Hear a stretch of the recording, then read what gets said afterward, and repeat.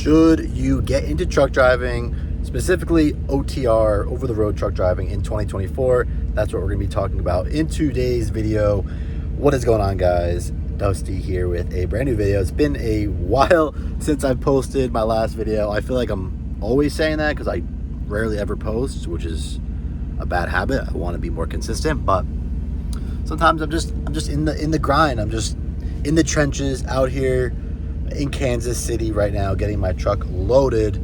And yeah, I want to make this quick video to kind of talk about some of the pros, some of the cons of being an over-the-road truck driver.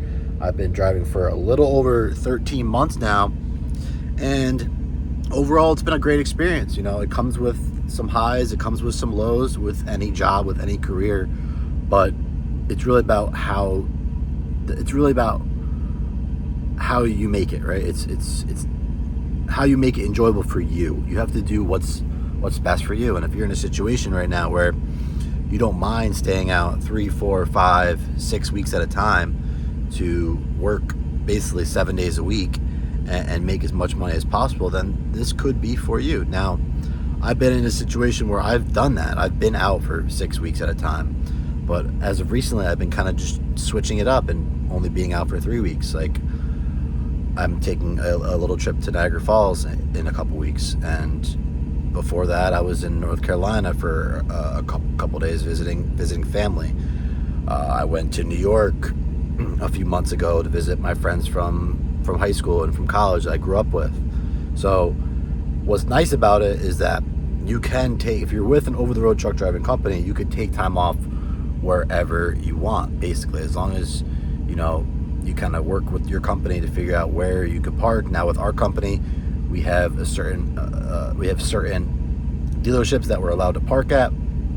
Sometimes I'll park it in a storage facility, or there's different spots where you can park it. Some companies have a bunch of different terminals across the country that you can park your truck at and take your time off. So don't be too concerned about, how much time am I gonna get off, or how many weeks do I have to work to get off. It's really just what works best for you. So like I said, anywhere between 3 to 6 weeks is a pretty fair amount of time. Now with our company, with Stevens Transport, you're out for 1 week, you get a day built up. So if I work for 3 weeks, if I'm out on the road for 3 weeks, I'll get 3 days off.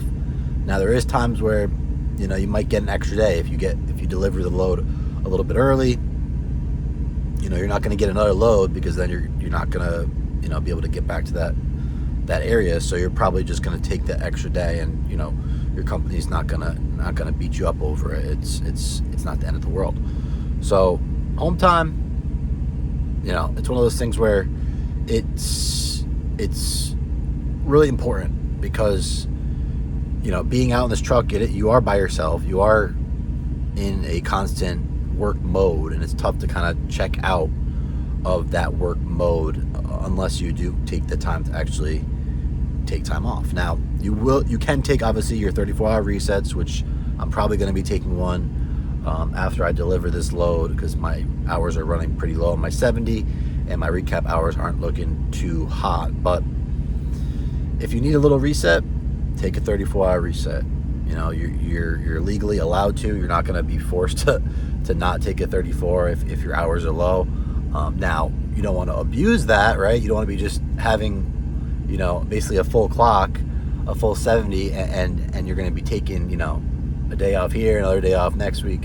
You don't want to do that. You want to make sure that you are, being a good employee, because that's how you're going to get the best loads, the best miles, and you want to make sure you are staying, consistent to what your goals are, because at the end of the day, you want to get into over-the-road truck driving with goals, guys. It's so important that you have goals set in mind, whether it's a certain amount of money you want to save, or whether it's, if you're doing this for more travel reasons, where you want to see the country, whether it's a mixture of both, or whether you want to get a certain amount of experience.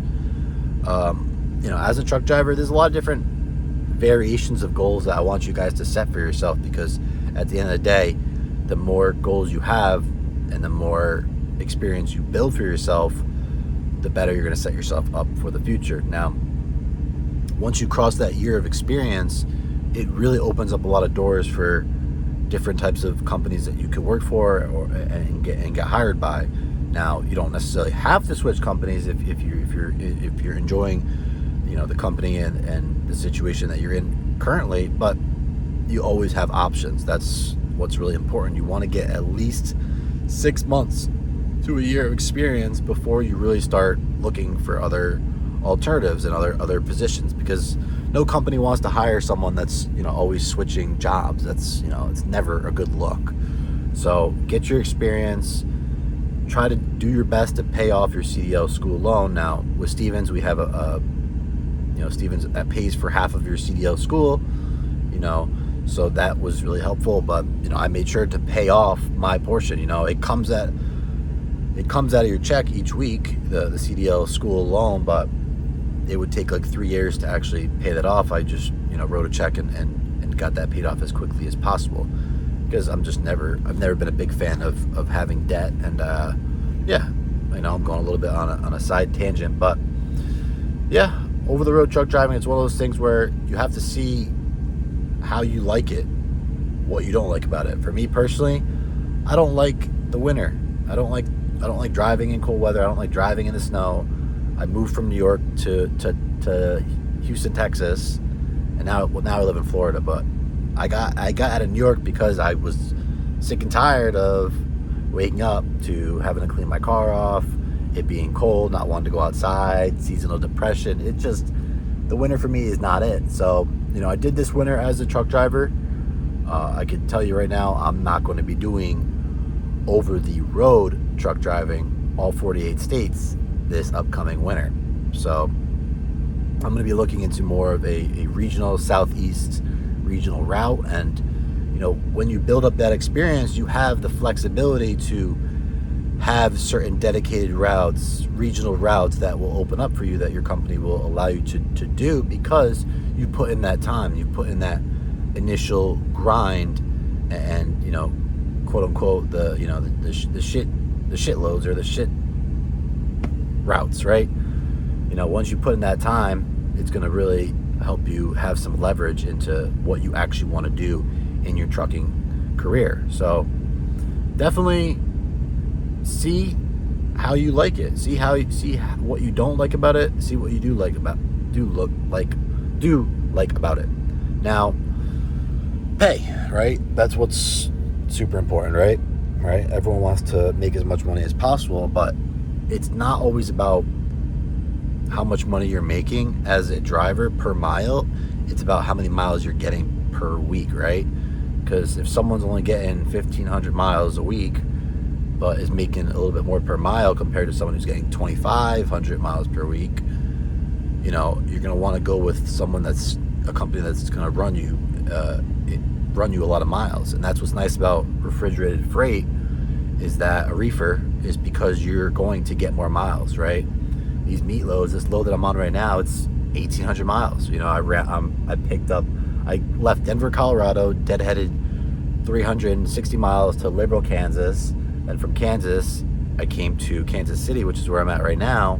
I ran another 400 miles to get here, picking up the second portion of this load, then delivering to Virginia, and then delivering to North Carolina. So this whole load is like almost 1,900 miles, and that's decent, right? And I'll still have more time to do more loads the rest of this week. So it's not just about how much you're making per mile, but how many miles you're getting. Now, the benefit of being an over-the-road truck driver is that you're not spending a bunch of money, right? You're spending money on food. You're spending money on, maybe I got my hotspot Wi-Fi, I got my phone bill. Now I still do have my car. I'm paying for my car insurance back home because I want that to always be there. I'm not gonna just sell my phone or sell my car. Just I have some friends that are truck drivers that sold everything, right?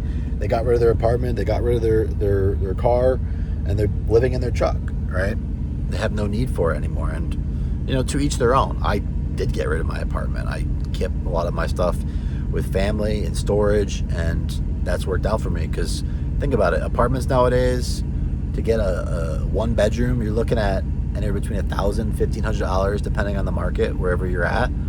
And, that being able to save, $15,000 a year, not having to pay for, utilities, whether it's electric, heat, water, your rent, you're able to save that much extra money compared to someone who's, maybe making the same amount as money as you, working locally, but they have all these extra bills that you don't have as an over-the-road truck driver. So you want to keep that in mind. It's not just about how much you're making, but also how much you're saving. Now, you're probably not going to want to be an over-the-road truck driver for your entire life. Some people do. It's really just a matter of, okay, what is your time frame? How many years do you want to do this? How many years do you want to commit to living in a truck? Some people like it. I'm starting to like it, but there's times where I don't like it. Some people are pretty introverted, like myself. I don't mind spending time by myself and then taking, my home time and actually being able to see friends and family and have that kind of mini vacation every single time I go home, right? Because I took 5 days off, went to Hawaii for my cousin's wedding. I just got back from a week-long cruise not too long ago. I'm going to Niagara Falls in a couple weeks. I went back to New York.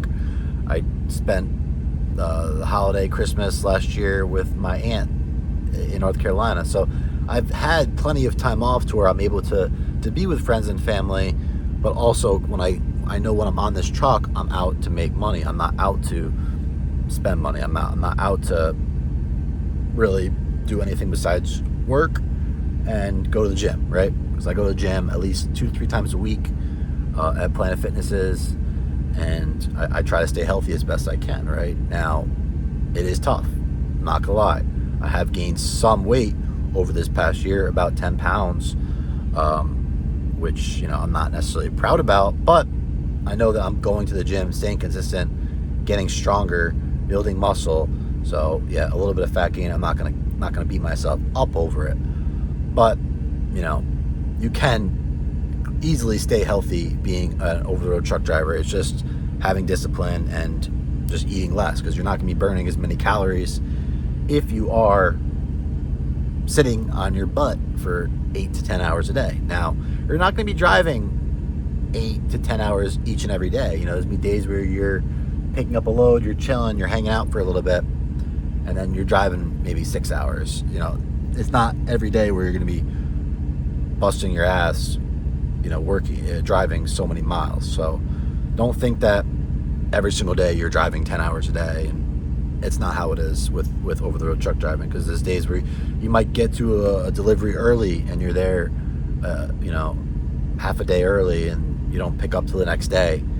So you got the rest of the afternoon to just chill and be by yourself, watch some movies, maybe go out to dinner down the street if you're parked at a nice truck stop that has, you're in a kind of a more urban, suburban area where there's restaurants, there might be a little mall or something. And that's why I try to trip plan to where I'm actually staying in areas where it feels somewhat civilized, right? Because there is times where you have to park at some random truck stop off the interstate, and that's the only thing there, and you're kind of limited to, not really being able to do much. So try to have fun with it. Try to see things. I know you're just driving, but try to take the time to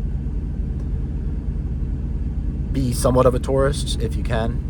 It's not always, you don't always get that freedom to do that, but there's definitely been times where I have been able to kind of go hit a casino or go for a walk around downtown. So there is plenty of things to keep yourself busy and to kind of detach yourself from the work environment while you are working. I know it's tough to do, but if you are that type of person where you just want to grind and you don't get burnt out, then this is a great career industry for you to do.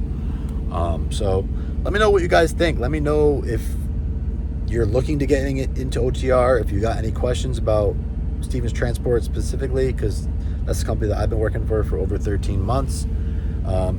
And yeah, let me know if you guys are about to be joining CDL school. because I remember that time. I remember how stressful it was at first and how intimidating driving these big trucks can be. But I'm telling you guys, the more experience you get, the better you're going to be. And to me, it just feels like I'm driving a car now. It doesn't feel so complex like it did in the beginning. I don't get as nervous, but you also never want to get too comfortable behind an 80,000 pound vehicle. You want to always be safe, always. And that's something I'm really proud about within myself and my journey, is how structured I am with my safety protocols and not getting into any accidents, knock on wood, or not having any DOT violations, no traffic tickets. I'm always on time for my deliveries. So really pride yourself in your work and what you do, and you'll be fine. I promise you guys. So if you guys got any questions, let me know in the comments below. Make sure to subscribe to the channel if you guys have never seen one of my videos before. I'm going to be posting more. I'm not going anywhere, but there is times, like I said, where I'm just in my grind. So until next time, this has been your boy Coach Dusty. I'm out. Peace.